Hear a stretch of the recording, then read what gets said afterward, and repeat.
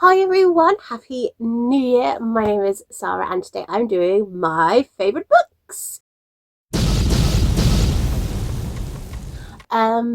So 2025 is over. What a year. Personally, it was quite stressful. I had another baby who is super cute and lovely, but not conducive to reading or sleep or showering or eating or anything. But still, totally worth it. So I read quite a lot in 2025. I read 122 things. I include short stories that are on their own as well because I just like to know what I've read. It's quite a lot, but in terms of quality, it was not great. I only had five stars the whole year, which isn't many. Not many. I prioritised easy reads, which I don't regret. I needed to read for my sanity, but I can't be reading Tolstoy when I've had 3 hours interrupted sleep, So I've been reading a lot of sort of classic crime, a few romances, but like dragon books, like easy dragon fantasy series. As if you saw my previous video, you will have noticed. So going into 2026, I would really like to prioritise harder reads. When I say harder reads, just books that I think are going to last longer in terms of my memory, of my enjoyment. I want to have that feeling of reading and going, oh, this is why I love to read. And I didn't have that very much this year. And I've missed it. That's sort of when you're reading a good book and you're like, this is a good book. You're a really good book. And I'm not like criticising all the other ones I've read, but it was definitely like, this is a good book. This is fun. This is good for what I need. But I need more long-term wins, not just short-term like fixes. And I'm hopefully, as things get easier, as the children get older and they go back to school and nursery, etc., I will be able to focus more on things like non-fiction, which you will see non-fiction features quite heavily in my favourite books. But I read, I actually don't know how many I read. I think about a quarter of my reading was non-fiction, which is a bit lower than normal. And I've really missed it. But I don't really want to give books a bad chance by trying to pick them up when I'm tired. So I'm hoping this year, as it is technically now 2026, it is New Year's Day as I film, I can focus on things like non-fiction because I've missed it. I've got so many good non-fiction I want to read. All my weird niche subjects, more classics. Again, classics have done really well with me this year. I just want to read more books that are going to be above a 3-star, really. I want a year of 4-star and above. Obviously, not all books can be that, but I would like a higher rating in terms of enjoyment and actual me marking it. Should we get to the books that I did really enjoy? Shall I talk about some honourable mentions? I have not wrote anything down. I have to admit, I have not wrote anything down. But I am actually going to mention a couple of honourable mentions. We didn't quite make it to 5 stars, but I had a fantastic time. So the first one we'll talk about is actually 2 books in one. The Art Thief and The Feather Thief. So last year, very confusing. I discovered a niche area in non-fiction that I really enjoy, and that is people stealing things and then the plot to find out who did it and can they recover the items. So The Art Thief is about a couple who steal from museums and they go uncovered for ages, and even though they get caught, I felt so tense. Like, what is going to happen? How is this man stealing literal tapestries from a museum and no one is noticing? I'm not saying the museums deserve to be stolen from, but if you cannot notice a tapestry being stolen as it's happening, you might need to rethink your career. So I really enjoyed that one, and then I was recommended The Feather Thief, which I absolutely loved, and it was really close to a 5-star.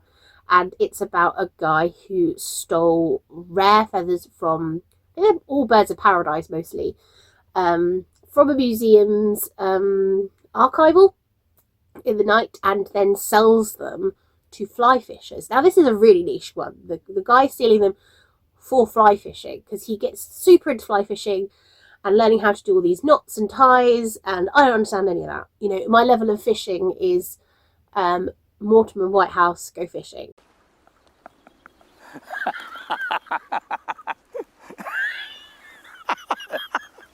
Because I love Bob Mortimer, as I think I've probably mentioned before.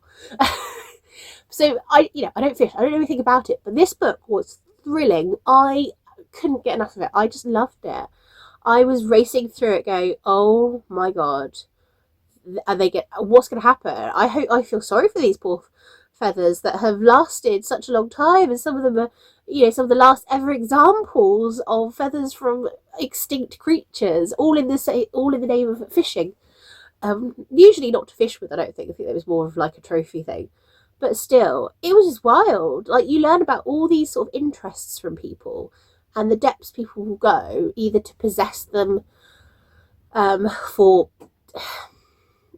personal gain or, ego. I don't know. And you just think, wow, I've never considered doing any of these things, but I really do like reading about them.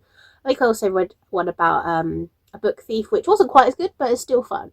So if you have any recommendations for people stealing things, preferably the nicher the better, but non-fiction. I'm not really as interested in heists in fiction, I don't think, but maybe that's something I need to explore.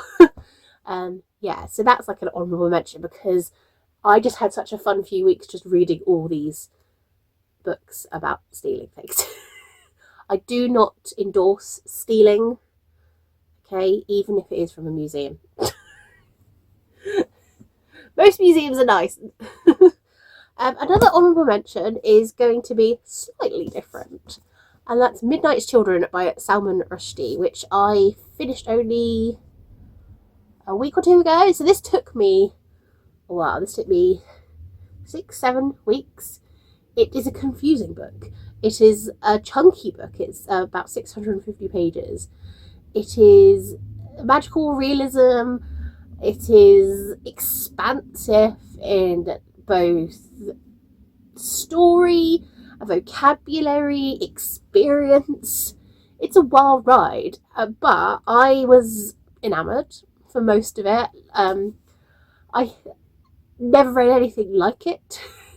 So this is about all the Midnight's children, all the children who were born at the stroke of midnight on the day that India declared independent from Britain, which was August 15th, 1947. And so we follow Salim, who is the one who was born closest to midnight, and his life. We start with his grandparents, how his parents met, his family, and yeah, up until I think he's in his 30s. I think it does say, and it's him telling the story, and it's funny. It's really funny. There's a surprising amount of poo jokes in here. There's just some really beautiful description. There is wild plot turns. There is... It's just a strange story. There's people meeting through bed sheets, and that's how they've sort of met and formed a relationship. I'm being vague, but I'm trying to explain just how unusual it was. It was unlike any experience I've ever had, and I think it didn't quite get the 5-star purely because I didn't always know what was going on. And I don't need to always know, but it definitely deserved a more alert, awake Sarah. And reading it as the school term was finishing, leading up to Christmas holidays, where I'm writing 60 Christmas cards for my children's classes and having to wrap presents for people who live far away, it deserved more from me. But it was one of the best reading experiences I've had for a long time. I annotated, and I have not annotated since I was a student, and it was, yeah, a remarkable time. And you'll see why I decided to pick up this behemoth of a classic, both in sense of page number, and I mean, it won the best of the Booker prizes, so it's a double Booker Booker.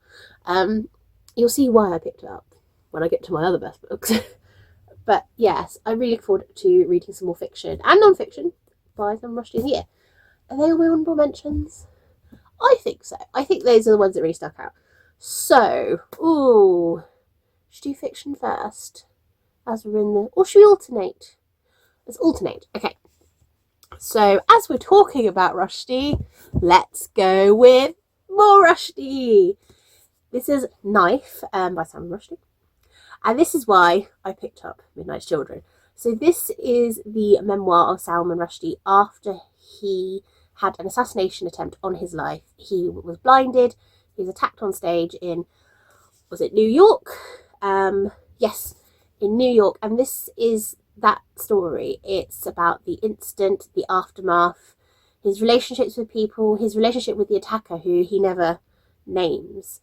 It's about his fight for his life, not just physically but mentally, and it was just so surprising. This was one of my first 5 stars of the year. I've only had 5, but I think what just took me, like, blew me away was the optimism and the positivity that Salman Rushdie showed in this, considering what had happened. I'm sure most people know that Salman Rushdie, when he wrote Satanic Verses, a fatwa was issued against him, and it was a very dangerous time for him. I guess 30 years on or so, perhaps people considered it less, but that was a result of this. This is why he was attacked.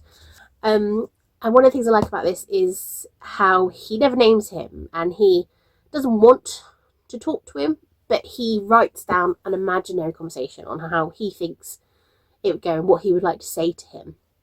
And I think he just refers to him as, does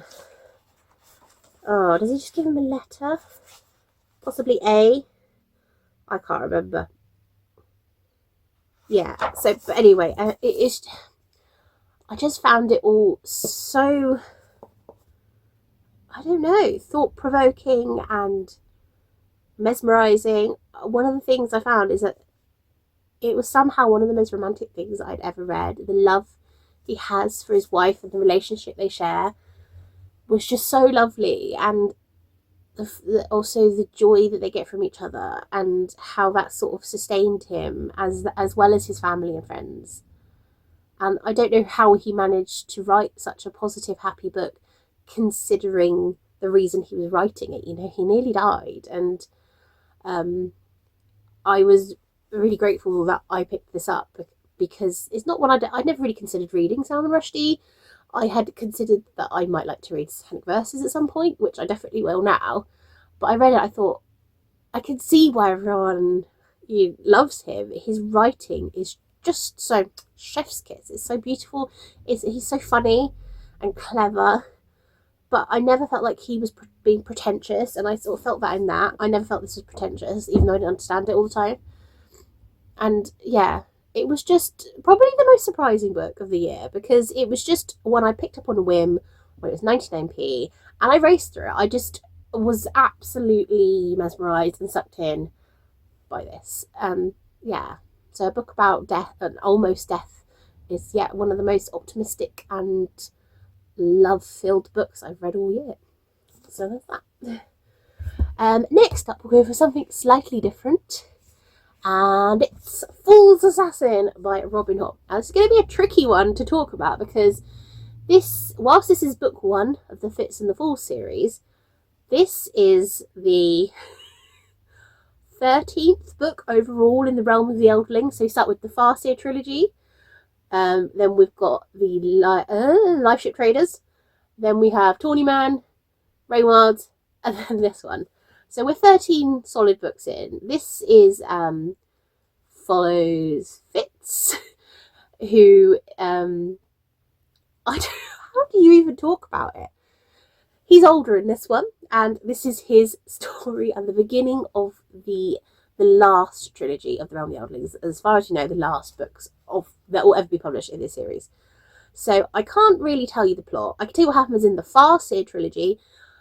Fitz Chivalry is Farseer is a illegitimate bastard. Well, if you're a bastard, you're illegitimate of a prince. He is then taken in by the royal family and is trained to be an assassin. And then there's magic and all this sort of animals, tears, disaster, tears, heartwarming fun. Tears. So many tears. Yeah. So the reason I love this one, without telling you specifics, is that I think this is Robin Hobb's writing at its best. I just found everything about it perfect. I loved the setting. I loved the characterization. I loved the world that she had started to create. More of the lore, the sort of quietness of it. And, you know, it's not short. It's 630 pages. But the thing I've always felt with Robin Hobb books is that I never feel that page count. It somehow never feels like it's gigantic. And it was a quiet, yet impactful story. Seeing these characters that I have grown with and have seen them grey and age and be achy and love and loss and all that sort of stuff in this sort of new phase of life was just really beautiful. And that's all I can really say about it. I just loved it. Is it my favourite of the Hobb books? It's tricky. I love Royal Assassin. And I loved The Mad Ship. I love this one. They would be my top 3. But yeah, this was fantastic. I loved it. Let's go for non-fiction. So the next one is Camp. Yes, by Paul Baker. The story of the attitude that conquered the world. And this is just what it is to be camp. What does it mean? How it started. The sort of roots being seen in the Palace of Versailles. Influences in TV such as like Dynasty and people like Fanny Craddock, and in the early 20th century of the glamorous Hollywood movie stars like Joan Crawford and Bette Davis. And what does it mean? What does it mean to be camp? How can one be camp? And why are some things not? So before this, I actually read Notes on Camp by Susan Sontag as a sort of like a little warm-up, and then I read this, and it was a great time. Paul Baker is one of my absolute favourite non-fiction authors. He is he a linguist? He is a professor of English language. And so he's wrote books about Polari, about Section 28, and now Camp. And I just think he writes about sort of these subsections of the queer culture, and in a really interesting way. So he writes about things that you don't necessarily think about. Like, why is, I don't know, a disco ball camp, but other sort of things that you might think of as like garish, not camp, you know. Trying to be camp sometimes isn't camp, but then sometimes when you're trying too hard, that does turn out to be camp. It's quite a complicating thing, but this does not make it seem complicated. It's really fun. I had so much fun learning about it and just thinking about all the different things, like there's Ugly Betty, talk about RuPaul's Drag Race, and just there's so much. There's going to be loads of stuff in here. Liberace. Yeah, and why it's endured over the centuries, over the decades, and how it has changed. And yeah, I just had such a fantastic time with it. It was so fun. It's nice to read non-fiction that's fun, because sometimes I read non-fiction, e.g. that, and that's sad. Still very good, obviously, but it's nice to have different types of non-fiction in your life. But yeah, I really enjoyed that. It was a great time. I really recommend Paul Baker. Oh, should I do my last? I've only got 2 fiction on this. No, okay. This is my favourite fiction book of the year. No, The Moonstone by Wilkie Collins. My man, Wilkie Collins. I love Wilkie Collins. He is one of my favourite authors. I just have a great time every time. I consider Wilkie Collins a bit camp. I think some of his plotlines are a bit camp, just to tie in. The sort of scandalous sensationalist of it all. But yes, so The Moonstone is about the Moonstone, which is a diamond that came from India in sort of suspicious circumstances and is one day left to a girl on her 21st or 18th birthday. Her 18th birthday.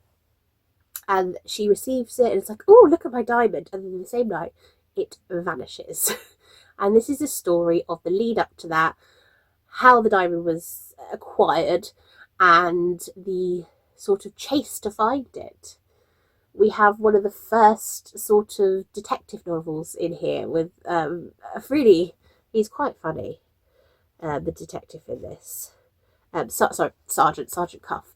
He's sort of annoys people. He doesn't seem to know what he's doing, but obviously he does. Or does he? Oh, I don't know. But one of the things that I really like this is the way the narration is split up, because this is the account of the moonstone disappearance after everything has been discovered. And so this is several people's input into the story. So, we start off with an entry by one of the men who works for the family who received the diamond. House steward, that's his name. And then we see lawyers and cousins and friends and all that adds their narrative. And I just had the most fun time. This is one of those books that as I was reading, I was like, this is a good book. This is literature. Oh, this is good. This is a great book. And each time I was reading a narrative, I was like, oh, I'm going to miss that one. And then yet they still kept being equally good. My favourite was probably the first one, Gabriel, who works there, because he talks to you directly. And I love that. I love it when the books talk to us directly. Like, hey you. I'm going to talk to you and I'm going to tell you stuff, but I might not tell you everything. Sorry about that. But that's how Gabriel's talking. He's like, oh, I'm sorry, I got distracted there, because he's obsessed with talking about Treasure Island. And anytime he's anxious, he goes, I must refer to Treasure Island, because every time he believes he opens a page, the book will reveal something that will help him in that moment. And I just had such a great time. And I think, it does discuss issues of colonialism quite well for the time. I think that it has some of Wilkie Collins' better women in here. He didn't always write the best women. It's not as bad as some authors, but still. I just think it's really fun. Is it my favourite book of the year? It might be my favourite book of the year in general, not just my favourite fiction. It might be my favourite book. And this is why you hear more classics, because I do actually read quite a lot of classics. I'm not slacking, but this is why I read. This book is why I read, and I loved every second of it. And what a man, what a mighty good man. And my last one. Are we ready for my fifth and final 5-star book of the year? So my final 5-star read and my final favourite book I'm going to be talking about is What's Cooking in the Kremlin, a modern history of Russia through the kitchen door by Witold Szablowski, translated by Antonia Lloyd-Jones. I love that the translator is on the cover, as they should be. They put a lot of effort into translating these books. I love Russian history. I love food history. And I just really enjoyed this approach by learning about different culinary aspects of the Soviet Union, right from we're talking not just the Soviet Union, sorry, but, we start with looking at Tsar Nicholas II, the last Tsars of Russia, and his death, but his chef. We look at the Ukrainian famine. We look at Lenin and Stalin chefs. And one of my favourite is a really difficult word to use, but one of the chapters that has really stuck with me is about a group of women who were sent to Chernobyl to cater for the military who were working there. They were not told why they were being sent there. They were not told why it was secretive, and they were not told what was happening. And so you learn about the effects of what was happening, how the women who had worked there faced health problems afterwards, and the food they were serving. And I found it incredibly moving and heartbreaking that these women who went there because they were being paid better, went there essentially with a death warrant over their heads that they didn't know about. I guess this is how little people cared about their workers. And so at the end of each chapter you get a recipe from the time. So the Chernobyl one is called a Parisian salad, Yeah, so which has got asparagus, watercress, mayonnaise, milk, lemon juice, and lemon slices for decoration. And I just loved it. It actually made me cry, this book, and I was not expecting this book to make me cry. I thought this was going to be like a fun read, and it was like, you know, you learn about Yuri Gagarin's chef, like all the pellets, the special astronaut food they're making, really interesting. There's not really a recipe. Oh, there is a recipe for Bacchanal borscht. I've heard of borscht, served to the cosmonauts, and which is, yeah, so you can make a recipe that the astronauts were eating. It was just surprising how much it affected me, in terms of how moving some of it was. I have read about things like the Ukrainian famine that was as a result of Soviet control, which was heartbreaking. So some of these things were not unknown to me, but the Chernobyl one was. I could not believe it. It was just mind-boggling. But it was just such a really interesting approach to Russian history via food, and sort of quite approachable to people who might want to learn a bit more. But yeah, it felt like a very passionate book as well. And I just loved it. And it was, again, one of those surprising books. And I think sometimes the surprising books are the best ones, because I knew I was going to like The Moonstone because I already knew I liked Wilkie Collins. I knew I was going to like Camp because I already knew I liked Paul Baker. It's similar to Robin Hobb's. This is the 13th book in a series. I knew I was going to like it very well. You know, these two, Knife and What's Cooking in the Kremlin, I had no prior experience with the authors, and I think that's what's made them so memorable and special to me, and that I was not expecting to love them quite as much, and I did. And that's what makes it so special, is when a book takes you by surprise. And these two were definitely the most surprising and perhaps even memorable books in the long term, to be honest. So yeah, these were all fantastic books. I loved them all dearly. And whilst I moaned about the condition and quality of my reading before, it wasn't that bad. There wasn't many truly awful books. I won't be doing like a worst of video. Even off the top of my head, I can't think of any books I truly hated. I've got better at DNFing this year. But yeah, so these were my favourite reads of the year. What were your favourite reads of the year? Do you have any reading resolutions? I don't really do goals so much. I just want to enjoy reading. And I probably want to buy less books, but I'm very generous to myself. That's the problem. I'm too generous. But I don't do book bans or anything like that.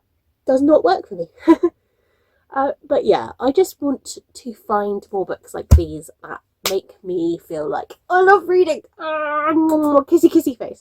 That sort of thing. So yes, I hope you've had a fantastic reading year and that you start 2026. Yep, I got it right this time.